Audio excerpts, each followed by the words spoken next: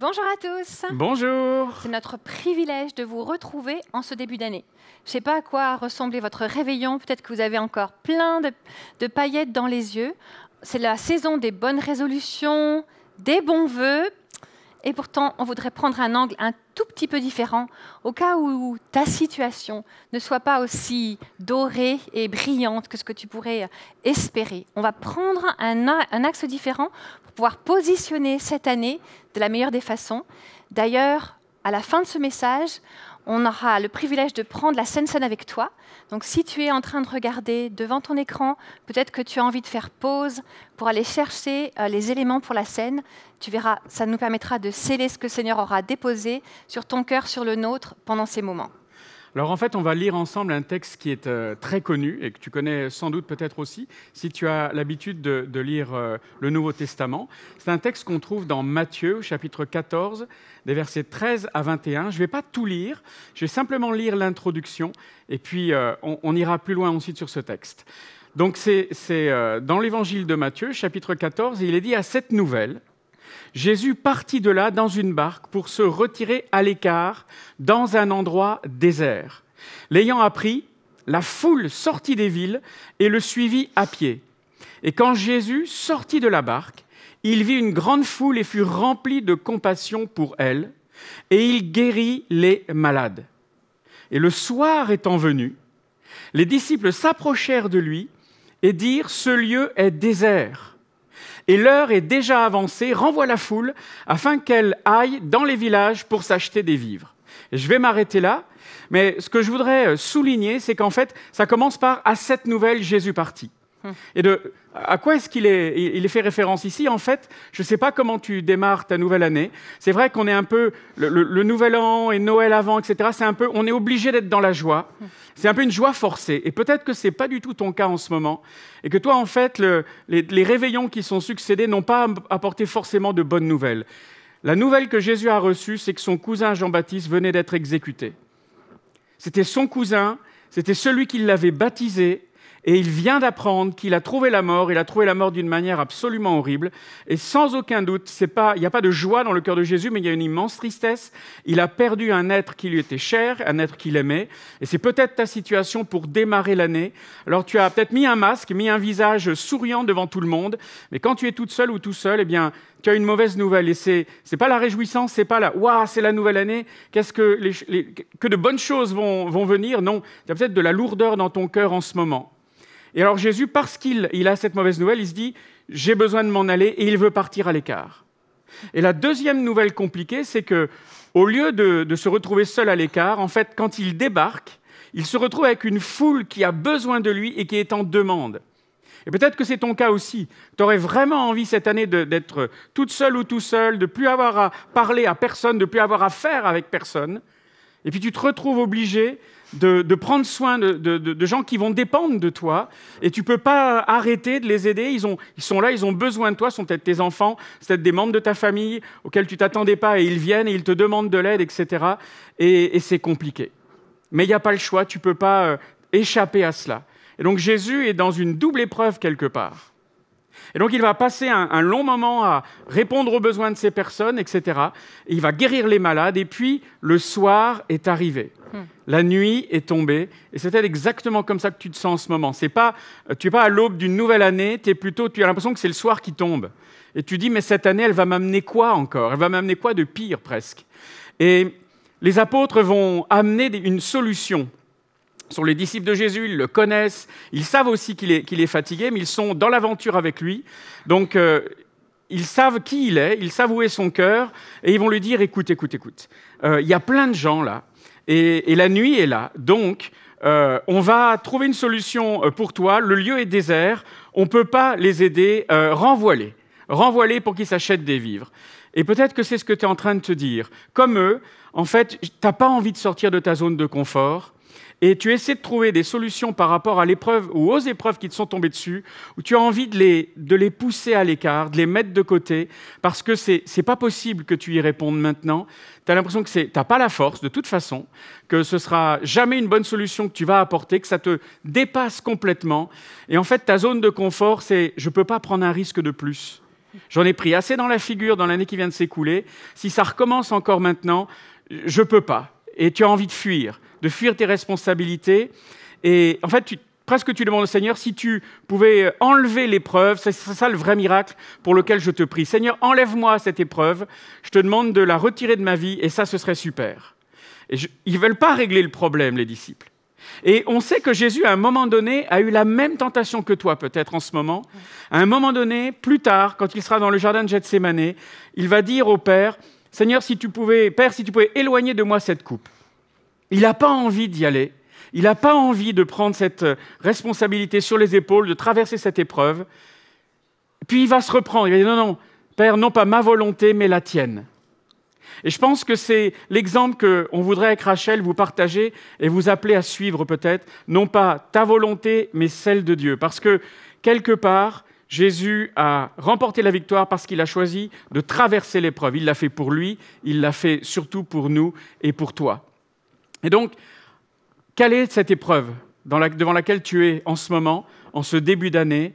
Est-ce que tu es prête, est-ce que tu es prêt à sortir de ta zone de confort pour pouvoir entrer dans cette épreuve et sans doute en sortir victorieux ou victorieuse? En fait, l'histoire de l'humanité aurait été complètement différente. Ouais. Si Jésus s'était arrêté à cette prière, éloigne cette coupe de moi. Ouais. L'histoire aurait été différente aussi si Jésus avait dit oui à ses disciples. Ok, on les renvoie tous. On serait passé à côté du miracle qui nous est rapporté dans les 4 évangiles. C'est le seul que l'on retrouve dans les 4 évangiles. Tout ce récit, toute cette histoire est très très importante. C'est un des piliers de notre compréhension de ce que Jésus fait. Et en regardant, en préparant ce temps ensemble, en ce début d'année, vraiment on a été marqué par le fait que Jésus dit non, pas la zone de confort, on va faire quelque chose, je vais te pousser, je vais vous pousser, on va réfléchir à une autre solution. Sors de ta zone de confort, ça veut dire que d'un seul coup, on va faire face aux défis qui sont devant nous. Jésus demande aux disciples de faire face à ces défis-là, il va les appeler à prendre eux-mêmes les choses en main. Et pour toi, ça veut dire quoi? C'est peut-être, tu te dis, mais non, attends, une bonne résolution, c'est facile à prendre. Je ne sais pas combien de fois, nous, tous les deux, on a dépassé les 50 ans. Aïe, aïe, aïe. Certains plus que d'autres, d'ailleurs, ici. Mais ça fait plus de 45 ans que j'entends cette histoire de bonne résolution, et peut-être que toi, t'en prends déjà. Alors, la plus marquante, celle qui m'amuse le plus, c'est cette année, je me mets au sport. Presque tous les ans, je dis cette année, je me mets au sport. Il faut fuir les salles de gym en janvier, parce qu'elles sont saturées. On y est tous, les bonnes résolutions, on y va, et puis au bout de 3 semaines, il n'y a plus personne. Les bonnes résolutions, on arrive à s'en échapper, on n'y fait pas face. Alors qu'un défi, prendre les choses avec les choses difficiles sous cet angle-là, va faire qu'on va pouvoir y faire face avec 2 choix. Les pressions sont réelles, c'est vrai. Encore une fois, tu l'as dit, on ne sait pas à quoi ressemble ton année. On ne sait pas à quoi ressemble cette fin de saison, cette nouvelle saison qui démarre. Même si tu es devant ce message, ce n'est pas le début de l'année pour toi, on ne sait pas à quoi ressemble ta saison difficile et pourquoi tu te sens dans le soir, la nuit qui arrive. Mais le verset pivot de cette réflexion que l'on veut avoir avec toi aujourd'hui, c'est 2 Corinthiens 4, 8, 9. Nous sommes pressés de toute manière, mais non réduits à l'extrémité, dans la détresse, mais non dans le désespoir, persécutés, mais non abandonnés, abattus, mais non perdus.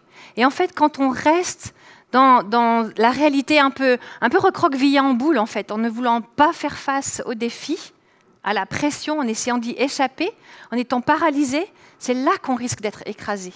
Et si on est écrasé par ce que l'on vit, en essayant d'éviter de le traverser, en fait, c'est comme si on lisait 2 Corinthiens avec seulement la moitié du verset.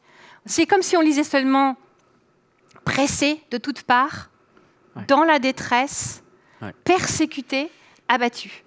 Et si tu retiens que ça de ce verset, sors de ta zone de confort. Sors de ton lit, là. Tu es peut-être recroquevillé en boule dans ton lit, caché sous tes oreillers, en train de te dire « je ne vais pas y arriver ». Je ne vais pas y arriver, c'est trop pour moi.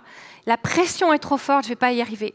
Peut-être que tu es dans une foule et qu'il y a beaucoup de gens autour de toi et que tu te dis « mais moi, je suis dans une bulle là et je ne vais pas y arriver à faire le pas qui va me permettre de sortir de ma zone de confort et de mettre en action quelque chose que Jésus me propose aujourd'hui. » Oui, ce que Dieu te propose aujourd'hui, c'est l'autre côté du verset. Regarde-le à nouveau maintenant. En sortant de ta zone de confort, et on va voir comment on peut le faire, tu vas te retrouver non réduit à l'extrémité. Tu ne vas pas être poussé à l'extrémité de tes forces. Tu ne seras pas dans le désespoir. Tu ne seras pas abandonné et tu ne seras pas perdu. Ça, c'est une phrase qui est pleine d'espoir, en fait. Ce verset-là qui nous aide à tenir le coup quand on se sent pressé, d'un seul coup, il prend un éclairage différent avec l'espoir de ce que Jésus a préparé pour toi. Encore une fois, la solution de facilité nous reste dans une zone de confort, mais c'est comme une bonne résolution. Ça risque de ne pas durer. Alors que de faire face à nos défis vont te permettre de trouver une liberté et le fait de retrouver ton chemin et découvrir ce que le Seigneur a pour toi en fait. Et j'aime beaucoup ce verset d'Éphésiens 5, 14, 16 aussi, qui dit « C'est pour cela qu'il est dit, réveille-toi, toi qui dors, relève-toi d'entre les morts. » Alors je te le dis, on te le dit aujourd'hui, réveille-toi. Si tu essaies d'être endormi pour ne pas voir ce qu'il y a devant toi, réveille-toi, c'est le moment. C'est le moment parce que Christ t'éclairera. Prends garde à ce qui te conduit autour de toi. Ne fonctionne pas comme un insensé. Tu iras lire le texte ou tu le lis sur l'écran exactement avec les mots de la Bible, mais fonctionne comme un sage. Rachète le temps parce que les jours sont mauvais. Oui, on vit une saison compliquée qui donne l'impression d'avoir la nuit qui arrive, l'ombre qui est là autour de toi. Il y a peut-être un sentiment d'urgence dans ton cœur, mais je voudrais qu'on apaise ce sentiment d'urgence. On n'est pas dans une situation de panique parce que Dieu est au contrôle. Jésus est là et il sait ce qu'il fait. En fait, il y a beaucoup plus de solennité que de panique dans ce que l'on veut partager avec toi aujourd'hui. Il y a de la solennité et de l'espoir. Parce que quand tu sors de ta zone de confort, tu vas pouvoir avancer grâce à une solution qui intègre le miracle de Dieu. Alors le miracle, justement, c'est quelque chose que l'on comprend mal souvent et on voit le miracle comme quelque chose qui dépasse les lois naturelles et c'est vrai. Oui. La plupart du temps, les miracles sont une façon dont Dieu intervient en dehors et au-delà des lois naturelles qu'il a établies sur le monde, mais ça peut être quelque chose de complètement différent aussi. Oui. Et je pense que ce qu'on voudrait avec Rachel, c'est t'apporter une différente compréhension de ce que le miracle peut être dans ta vie au quotidien. Souvent, et c'est peut-être une des raisons pour lesquelles tu te dis « j'ai plus d'espoir », en fait, tu as tout essayé déjà. Tu as essayé de plein de manières différentes de régler ton problème, tu as utilisé ton intelligence, tu as utilisé ce qu'il y avait à ta disposition et ça n'a pas marché. Et en fait, le miracle, c'est comme une roue de secours. C'est-à-dire que quand tu as un pneu crevé, quand tu as essayé de contrôler le véhicule, mais ça avance vraiment plus, tu vas te mettre sur le côté de la route et puis c'est la roue de secours. Et Seigneur, au secours, tu vas crier à Dieu « J'ai besoin que tu fasses un miracle parce que là, vraiment, j'ai tout essayé, ça ne marche pas. » Et Dieu peut répondre à ce moment-là. Et je ne suis pas en train de dire qu'il ne va pas le faire dans ces conditions-là. Mais il y a quelque chose de meilleur que cela. Parce que quand on a tout essayé, on peut se dire « Seigneur, est-ce que tu vas le faire? Est-ce que tu peux encore le faire alors que rien n'a fonctionné ?» Et oui, il peut se manifester comme ça. Mais si tu choisissais avec nous de considérer le miracle, non pas comme une roue de secours, comme ce qui arrive au dernier moment, quand tout a échoué, alors peut-être que Dieu a une solution que moi, je n'ai pas encore vue.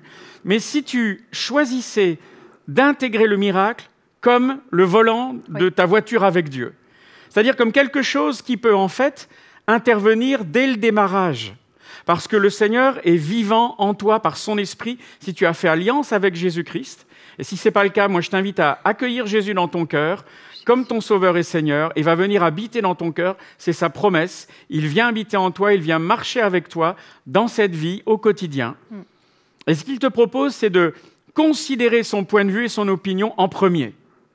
Parce qu'en fait, le miracle de Dieu, ça peut être la ressource de premier choix qui est là tout de suite. Et donc, qui va conduire tes pas. Mais par contre, pour y entrer, il faut accepter souvent de prendre un risque. Et cette prise de risque, c'est ça qui fait que l'on sort de notre zone de confort. On va prendre un risque par la foi, parce qu'on croit que Dieu nous le demande de faire quelque chose qui peut-être te demande de faire quelque chose qui peut-être est surprenant, c'est pas dans tes habitudes, c'est pas qui tu es, mais il va te demander une participation dans quelque chose. Et si je reviens à notre texte dans Matthieu, c'est exactement ce que Jésus va répondre aux disciples. Les disciples, ils avaient un plan super bien organisé. Et peut-être que tu as apporté des réponses super logiques, organisées, mais elles n'ont rien donné, à ta grande surprise. Et elles n'ont fait peut-être que rien changer ou bien voir les choses se sont aggravées. Les disciples avaient prévu de renvoyer les personnes, qu'elles trouvent un logement, de la nourriture dans les villes. C'était cohérent, c'était logique. Sauf que ce n'était pas du tout ce que Jésus voulait, parce que Jésus voulait un miracle immédiatement dans la vie des personnes qui étaient accueillies, mais aussi dans la vie des disciples.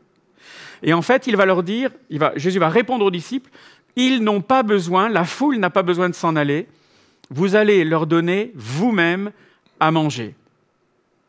Ben, ça n'a pas de sens.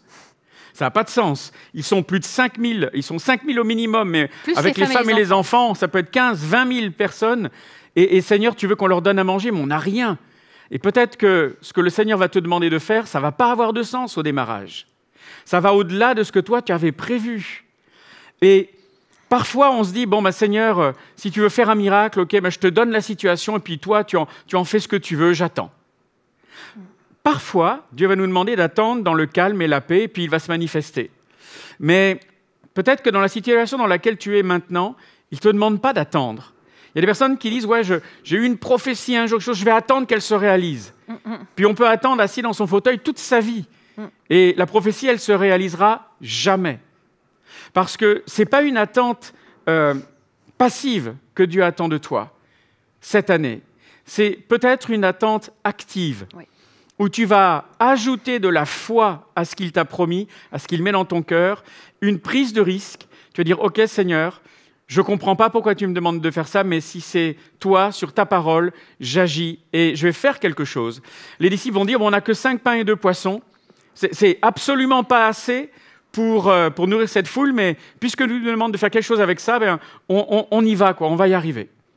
Et dans Jean, au chapitre 14, il est écrit ceci, c'est Jésus qui parle, il dit « En vérité, je vous le dis, celui qui croit en moi, c'est-à-dire toi, moi, n'importe lequel d'entre nous, maintenant, au XXIe siècle, en 2024, fera aussi les œuvres que je fais, et il ou elle en fera de plus grandes, parce que je m'en vais au Père. Et tout ce que vous demanderez en mon nom, je le ferai, afin que le Père soit glorifié dans le Fils. Et si vous demandez quelque chose en mon nom, je le ferai. » Amen.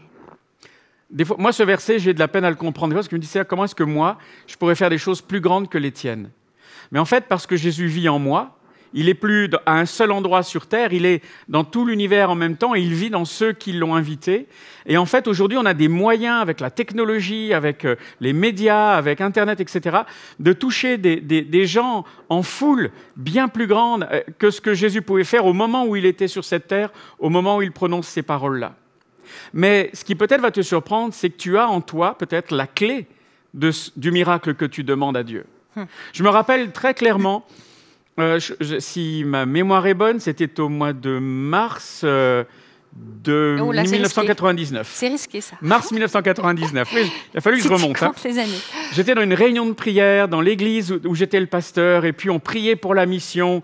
Puis, Seigneur, on n'a personne dans ce petit pays d'Asie du Sud-Est. Envoie quelqu'un, fais un miracle, envoie quelqu'un. J'avais la foi. Je croyais que Dieu pouvait répondre aux besoins. Et j'avais à peine terminé de prier comme ça dans mon cœur, personne ne m'a entendu, que j'ai entendu ou j'ai ressenti une voix qui me disait « Et si c'était toi ?» Alors ça, je n'avais pas prévu. J'avais la foi que Dieu réponde par un miracle. J'avais la foi que Dieu allait parler à quelqu'un, qu'une personne allait se lever quelque part pour remplir cette mission. J'avais juste complètement exclu que ce soit moi qui ait la clé du miracle pour lequel je priais. Et je voudrais te poser cette question. Et si le Seigneur te disait « Et si c'était toi ?» Et si tu avais un rôle à jouer, un rôle important à jouer, dans le fardeau que Dieu a déposé dans ton cœur, dans les larmes que tu verses et les prières que tu as pour une situation donnée, pour quelque chose qui pèse sur toi, et si c'était toi qui avais la clé de la réponse pour laquelle tu pries et que tu attends de voir surgir, et si c'était toi? Et si ce que Dieu te demande implique quelque chose à l'international, commence à apprendre l'anglais, par exemple. Et si ce que tu as reçu sur ton cœur implique que tu apprennes une nouvelle qualification, commence à te pencher sur le sujet, commence à apprendre à cuisiner, commence à apprendre tel ou tel domaine, en fait. Plutôt que d'attendre que le miracle arrive d'en haut, amène ce que tu as. La solution miraculeuse, elle part de ce que Jésus va faire avec toi. Et c'est vrai que cette solution, elle va partir de ce que Jésus va faire avec toi, et c'est la solution de Jésus pour toi aussi. Ce qui est extraordinaire dans ce passage-là, c'est que, en fait, Jésus va attendre que quelqu'un dans un des évangiles, le petit garçon, mais là on parle de toi, que toi tu lui apportes ce que tu as. Mais quand on fait face à une épreuve, à une difficulté, on a tendance à prier comme ça. Seigneur, j'ai pas la santé, donne-moi la santé. Seigneur, je n'ai pas d'argent, donne-moi de l'argent. Seigneur, mon fils n'a pas la réussite dans ses écoles, donne-lui la réussite. Seigneur, je suis seule, donne-moi un conjoint. Seigneur, je suis malheureuse dans mon couple, donne-moi la liberté. Seigneur, je n'ai pas, donc donne-moi. On approche l'épreuve, ce que l'on traverse, qui est tellement difficile avec ce que tu n'as pas. Est-ce que tu es prêt à perdre ce que tu as parce que tu vas choisir de l'amener à Jésus, en fait? Ouais, tu es peut-être en train de te dire, non mais ça va pas bien là, les Dufour. Ce que j'ai, moi, n'est pas assez. J'ai même pas assez d'énergie pour sortir de mon lit. Comment est-ce que je peux envisager apprendre l'anglais ou apprendre telle ou telle qualification? J'ai pas assez d'énergie, j'ai trop pleuré pour pouvoir apporter mon couple à Dieu. Oui, mais c'est ce que le Seigneur est en train de te demander. Apporte, choisis d'apporter ce que tu as, plutôt que de lui présenter tout ce que tu n'as pas. Et Jésus va recevoir ce que tu lui apportes. Il va recevoir ce que tu apportes et il va bénir ce que tu lui présentes. Et en fait, en préparant ce message encore une fois, je ne sais pas si ça vous arrive, ça nous arrive encore aujourd'hui, j'ai compris un truc différent que je n'avais jamais compris avec ce passage-là. Jésus bénit ce que tu lui présentes. Il va se passer plusieurs miracles en fait. Quand on apporte ce que l'on a, qui l'on est à Jésus, il le bénit, il le prend et il le brise. Alors, ma première action est de dire, attends, je t'apporte ce que j'ai déjà pas beaucoup, en plus tu le brises. Tu utilises une méthode pas très logique, en fait, qui nous fait penser, quand on préparait ce message tous les deux, ça nous a fait penser à quand on n'avait pas beaucoup d'argent et beaucoup de bouches à nourrir, quand nos enfants étaient petits. Et puis quand ils sont arrivés à l'adolescence, c'est un cadeau en même temps, ça mange les ados. Franchement, on n'avait pas grand-chose. Alors ce qu'on faisait, c'est qu'on achetait des saucisses et on les coupait en petits morceaux, ou on achetait un morceau de viande et on le coupait en petits morceaux en fait. On brisait le peu qu'on avait pour essayer de démultiplier et de donner un effet de satiété en fait. Et on avait l'impression qu'on en avait beaucoup après dans l'assiette. Hein. Ouais. Donc Jésus, attends, tu es en train de faire un truc que je ne comprends pas, c'est pas logique. J'ai rien. Je choisis de te l'amener, tu le bénis et tu le brises. Alors le premier miracle, il est qu'au moment où Jésus brise le pain, en fait, c'est pas ce que tu as amené qui brise. C'est ce phénomène de substitution que Jésus a accompli à la croix. Ouais. Pourquoi est-ce qu'il est mort à la croix pour nous? Pourquoi est-ce qu'il est mort à la croix pour toi? Parce qu'il a pris ta place, pour payer le prix pour tes péchés. C'est exactement la même chose, c'est son corps qui a été brisé pour toi. C'est pas ce que tu lui apportes qui brise. Le miracle, c'est qu'il prend ce que tu lui apportes et au lieu que ça soit brisé, écrasé par l'épreuve, il prend la place, il prend ta place. Et c'est sur lui que ça retombe. Nos souffrances, tes souffrances, ton péché, ce qui cause peut-être la situation dans laquelle tu es, c'est son corps qui est brisé à la croix. Ça, c'est le premier miracle. C'est juste extraordinaire, ce que Jésus est en train de faire pour toi. Il est en train de prendre ce que tu lui apportes et il se met à ta place. C'est comme ça que tu es pardonné tes péchés. C'est comme ça que tu vas pouvoir supporter tes souffrances. C'est comme ça que tu vas sortir victorieux et victorieuse de l'autre côté. Si c'est un abus dont on parle, il se met à ta place au moment où tu es là et tu subis quelque chose d'insupportable. Ce n'est pas ce que tu lui apportes qui est brisé. C'est son corps qui est brisé pour toi. Et le miracle, il continue en fait. C'est vrai que moi, dans cette situation, j'aurais peut-être conseillé Jésus.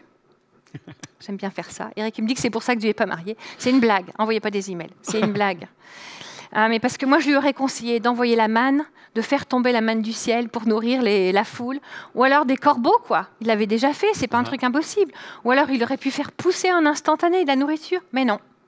Il prend ce qu'on lui apporte, il le lève au ciel, prend ce que tu lui présentes, tu lui donnes, il le prend, il le bénit, et ensuite, le miracle se passe sans même qu'on le voit. Jésus va multiplier le peu que tu as choisi de lui donner.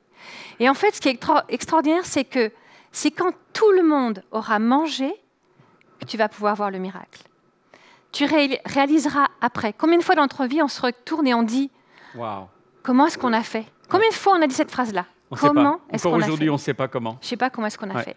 Je ne sais pas comment est-ce qu'on est arrivé de l'autre côté. Parce qu'en fait, Jésus était en train de faire un miracle à partir de ce qu'on lui avait apporté. D'une manière naturelle. D'une manière naturelle. Regardez la suite du passage que Eric a commencé à lire. Matthieu 14, 18, 20. Levant les yeux vers le ciel, il rendit grâce, puis il rompit les pains et donna aux disciples, qui les distribuèrent et à la foule. Tous mangèrent et furent rassasiés. Le miracle, il est tellement grand qu'il est multiple, on comprend ça. Il prend ta place au moment de la souffrance, il prend ta place sous le poids de l'épreuve, c'est celui qui est brisé, comme une poule qui protège ses petits pendant qu'un orage ou un incendie passe, en fait. Il te protège sous son aile, c'est son corps qui est brisé pour toi, et l'action du miracle ici, elle est hyper naturelle. On rompt le pain, comme nous on faisait, pour pouvoir démultiplier, sauf que le miracle se met en route, et tout le monde va manger jusqu'à ce qu'il y ait un sentiment de « je suis rassasié ». Tu ne vas pas avoir trop, tu ne vas pas avoir tellement que tu en seras dégoûté, ça c'est hyper important aussi, mais tu vas avoir juste assez avec un sentiment de rassasié. Alors peut-être que là, tu es en train de te dire, enfin ça fait des années que je prie pour que mon compte en banque se remplisse miraculeusement, qu'un matin je me réveille, je regarde tous les matins le compte en banque et je me dis, Seigneur, accomplis un miracle. Non, peut-être qu'il est en train de te dire, mais non, va travailler et miraculeusement, je vais m'occuper de tes finances. Peut-être que tu te dis, Seigneur, tu changes mon mari pour que dans notre couple ça aille. Non, il est en train de te dire, c'est pas ça que je vais faire. Je ne vais pas changer quelque chose. Je vais faire que ce que tous les jours, l'action que tu as, le travail que tu fais pour aimer ton conjoint va d'un seul coup porter du fruit. Et tu pourras te retourner en disant, c'était compliqué notre histoire, mais je me retourne et regarde le miracle.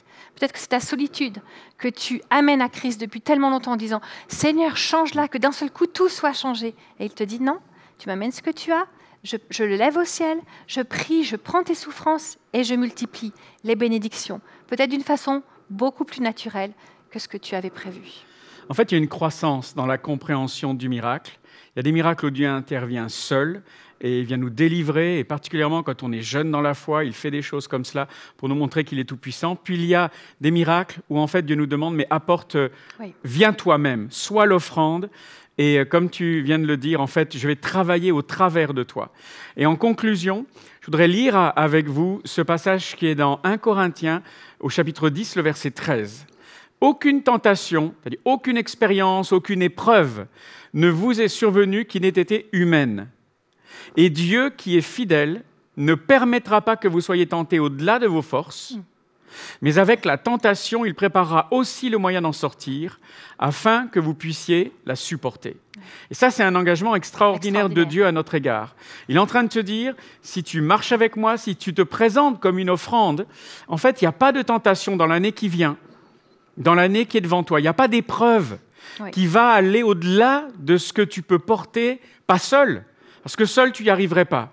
Et quand tu dis, Seigneur, je ne peux pas toute seule ou tout seul, je ne peux pas, viens à mon secours, c'est exactement ce qu'il veut faire. Seulement, il te dit, viens, offre-toi, toi, en offrande, viens, donne-moi ta vie, et alors on va porter l'épreuve ensemble. L'épreuve que tu as, elle est humaine, d'autres la partagent aussi, tu n'es pas toute seule, tu n'es pas tout seul à connaître ces troubles, et c'est vrai qu'on vit dans des périodes difficiles, mais le Seigneur te donne cette promesse, pas que tu traverseras tout sans aucune difficulté, non, c'est qu'en fait, il va être avec toi et que jamais aucune épreuve n'ira au-delà de tes forces. Et même mieux que cela, qu'il va te donner le moyen d'en sortir. Amen. Non seulement ça ne t'écrasera pas, mais en plus, tu vas recevoir le moyen d'en sortir. Et quand on comprend le chemin par lequel on est passé pour en sortir, on peut le répéter ensuite dans notre vie quand une nouvelle épreuve vient. Et on peut le partager avec d'autres. Oui. Et nous qui étions éprouvés, on devient une source de bénédiction pour d'autres personnes. On ne le garde pas simplement pour nous, on va le communiquer à d'autres.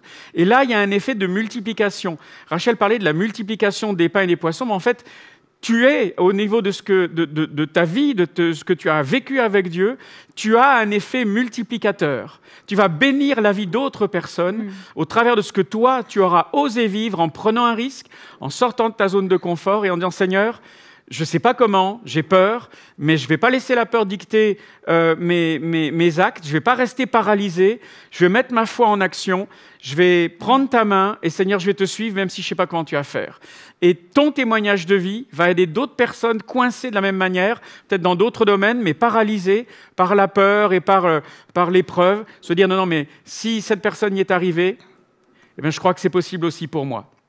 Donc on est à l'aube d'une nouvelle année qui te semblait être comme un soir qui tombait sur toi.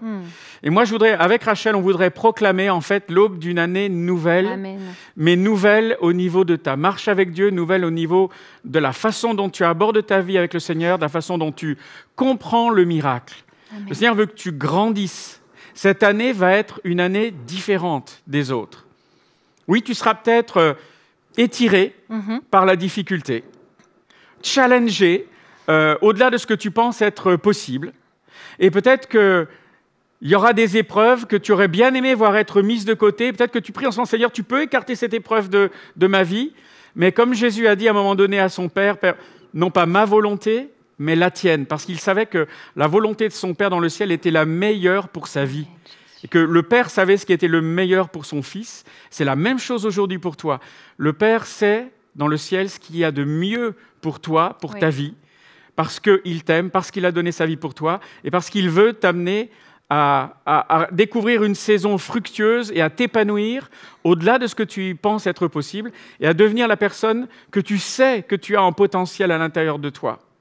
Donc, peut-être pas une mise à l'écart de l'épreuve, peut-être pas enlevée, mais Seigneur, tu vas être avec moi, et je crois, et c'est ma conviction, que l'épreuve te rendra en fait plus forte, Amen. plus fort, que tu seras capable de traverser l'épreuve avec Jésus à tes côtés, et que en fait, c'est l'épreuve, et cette année sera l'objet une année de croissance, une année de maturité dans ta foi, de croissance avec Jésus, et de victoire au bout, de victoire pour toi, de victoire pour ceux qui t'entourent, et de victoire pour d'autres avec qui tu vas pouvoir partager ce que tu auras vécu cette année. Donc on proclame sur ta vie une année de victoire de la part de l'Éternel. Et c'est le moment que tu remplaces les « pourquoi moi » en disant « Seigneur, je suis là, je suis prête à vivre cette nouvelle année avec toi ». Choisis de ne plus amener simplement au pied de Jésus le manque, ce que tu n'as pas, mais choisis de voir cette situation que tu traverses comme une opportunité pour que le miracle de Jésus se mette en place pour toi. Si tu te dis « pourquoi maintenant ?» alors que ça fait des années que je me bats avec ce problème, et pourquoi pas maintenant ? Et alors, qu'est-ce qui peut bien arriver ? Que le miracle de Jésus se mette en place, qu'ensuite tu puisses dire « Seigneur, tu étais là », c'est le moment que tu prennes cette décision. On n'est pas en train de te dire « prends des bonnes résolutions ». Ce n'est pas le moment de faire cela. C'est beaucoup plus sérieux que des bonnes résolutions qui risquent de s'arrêter dans 3 semaines. Mais regarde en face les opportunités de miracle qui se présentent à toi. Qu'est-ce que tu as à offrir à Jésus ? C'est quoi ce que le Seigneur te demande de lui apporter ? Parce qu'il va le prendre, le bénir et le multiplier. On va prendre le temps de ce chant pour pouvoir faire le point avec Jésus.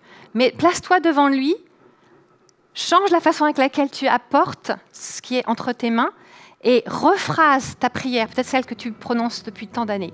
Seigneur, je t'apporte ce que j'ai, bénis-le. Et puis on se retrouve pour prendre la Sainte Seine ensemble. À tout de suite. Place-toi devant Dieu. Place-toi devant Dieu.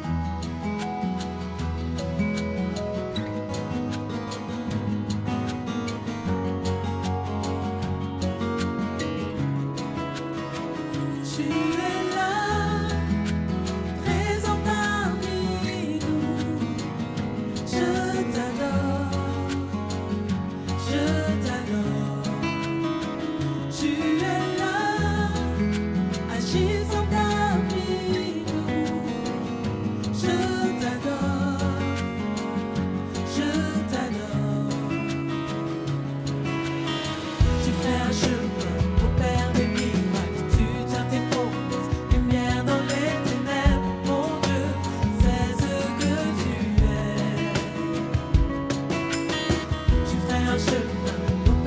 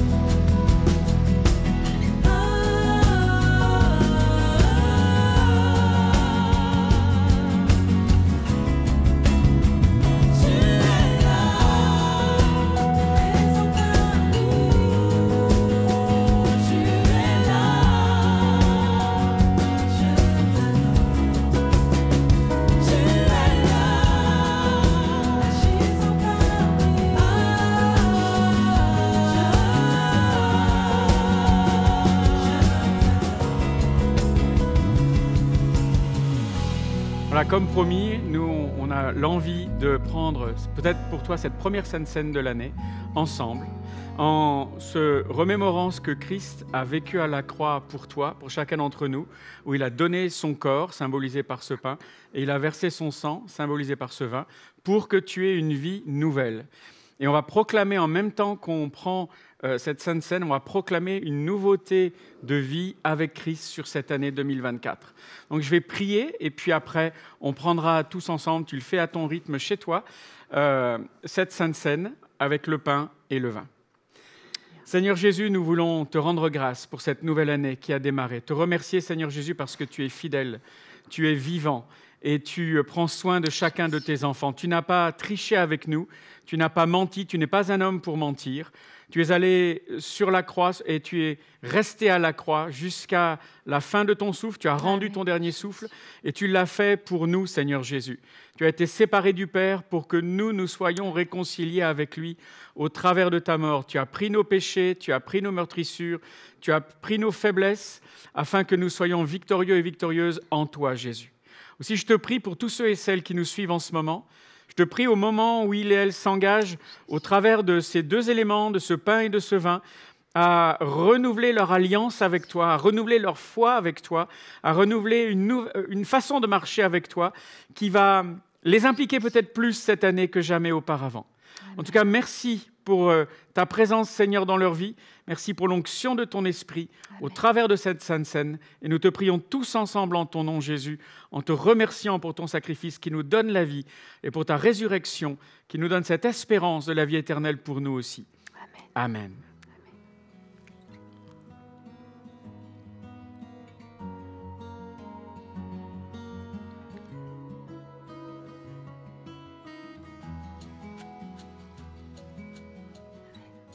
Seigneur, nous te prions pour tous ces miracles qui ont été présentés devant toi. Seigneur, tu les accomplis, tu les multiplies et tu les bénis. C'est dans ton nom que nous avons prié. Amen. Et si tu as besoin de prière, n'hésite pas, comme toujours, à nous écrire. Tu vas avoir l'adresse email qui va s'afficher. On a des équipes de prière qui sont là, qui prient avec toi. Tu n'es pas seul dans ton combat et présente ce que tu as apporté à Jésus dans les emails. Envoie les témoignages aussi du miracle que Dieu aura accompli pour toi. prière@églisemlk.fr, c'est juste là pour toi. L'équipe est prête, n'hésite pas à écrire. Et puis, une autre partie du miracle, c'est aussi la provision financière. Si tu veux faire partie du miracle que Dieu nous permet de vivre ici à MLK, n'hésite pas à aller sur jeveusdonner.fr. Plante pour récolter, sème là où tu veux voir du fruit se produire. C'est une aventure que l'on vit ensemble et nous attendons, comme toujours, le miracle de Dieu dans tes finances, dans les finances de MLK pour que son royaume avance. Que Dieu te bénisse. On va dire que Jésus est en moi pour la vie éternelle. C'est-à-dire que j'ai son ADN à partir de maintenant. Donc c'est un jour de joie. Est-ce qu'on peut pousser des cris de joie maintenant? Et si tu ne sais pas chanter en Swahili, c'est pas grave. Danse, danse, danse, danse. Hey, yes, you want to walk in my world. Yes, you want to walk in my world. Yes, you want to walk in my world. Yes, you want to walk in my world. Yes, you want to walk in my world. Yes, you want to walk in my world.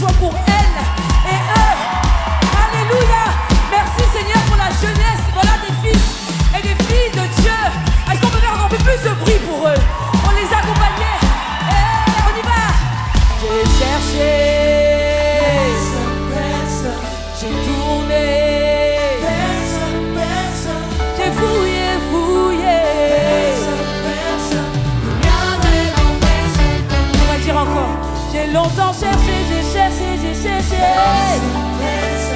J'ai tourné, j'ai fouillé. Si tu connais chante, il y a vraiment personne.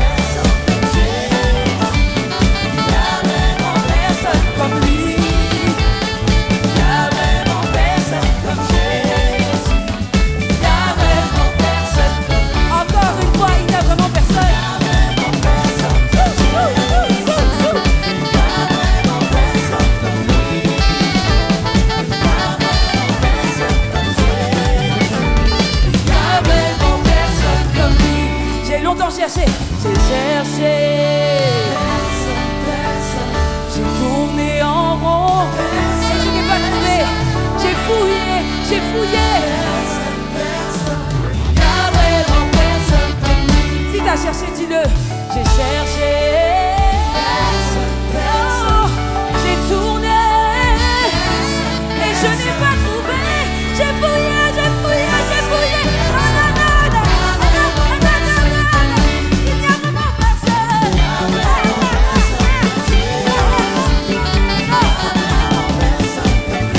vraiment personne. Non, non, non, non, non, non. Il n'y a vraiment personne. Il n'y a vraiment personne comme Jésus. Il n'y a vraiment personne comme lui. Incomparable Jésus, notre grand frère, notre ami. Il n'y a vraiment personne comme lui.